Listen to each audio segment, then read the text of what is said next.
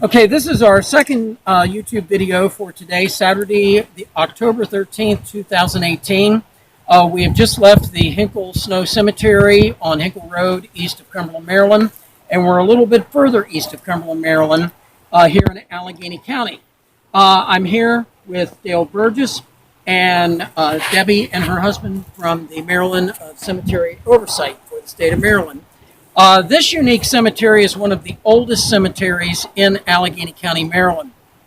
For many, many years, it was completely overgrown. And in 1997, the Cumberland Historic Cemetery Organization took over the ownership and the deed to this site through a local attorney who was one of our members, Genevieve Schaefer, who also lived here in Flintstone. 2 years later, in 1999, she was killed in a traffic accident right out here on Interstate 68.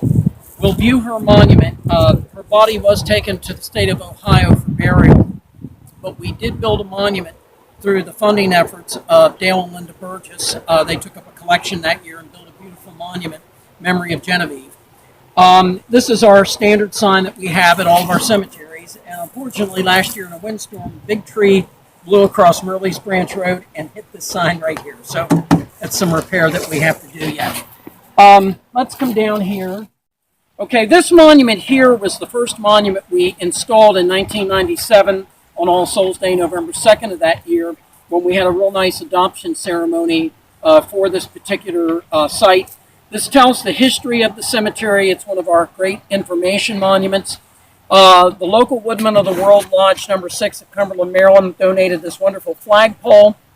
And on this particular flagpole, we always fly the flags, of course, of the United States and the Revolutionary War Gadsden flag. The reason we fly that flag, this cemetery dates back to the Revolutionary War period.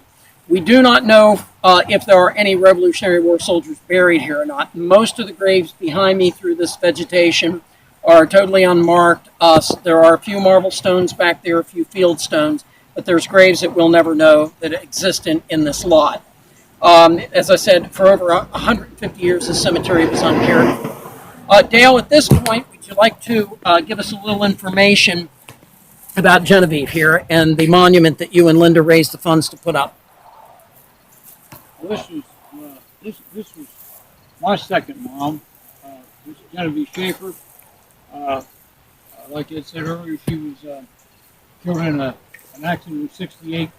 She drove underneath a tractor trailer, one of those pretty big long ones that, she thought she was already past it. She drove right under it.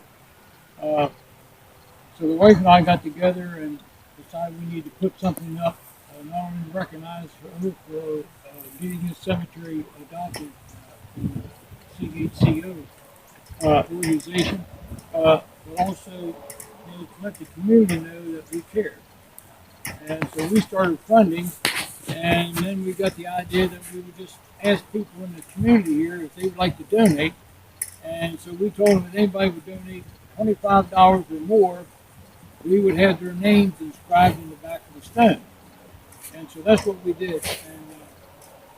And it took a little bit of effort, but we got the job done. And this is in memory of her, although she is buried, as it says on the stone, she's buried at St. Joseph Cemetery in Rockmount, Ohio. Up there with her husband and her son. I chose this spot to bury my son. And ironically enough, today is his birthday. Oh, it is, yeah. He passed away on his birthday, and today is his birthday. Today he would have been 40 years old. Okay, we are now in the back of the cemetery in Flintstone, Maryland. And this is one of the graves that was back here in a fenced-in area. This is Philip Fletcher. He is buried here inside this fence. His wife is also buried here. Her name was Martha. And there's other field stones in here, but there's no names or anything on them. So we do not know who there is. I have found thus far. I've found 14 graves that's just marked by just gravestone, just rocks sticking up out of the ground. And there's another fencing area up here, and that was an H.D. Elvin that was buried here in this cemetery. And I'm pretty sure that there's some of these markers. They are slaves because I know there's slaves in two of these big farms around here. And I'm pretty sure it's probably there's slaves buried in here, along with probably Revolutionary War soldiers.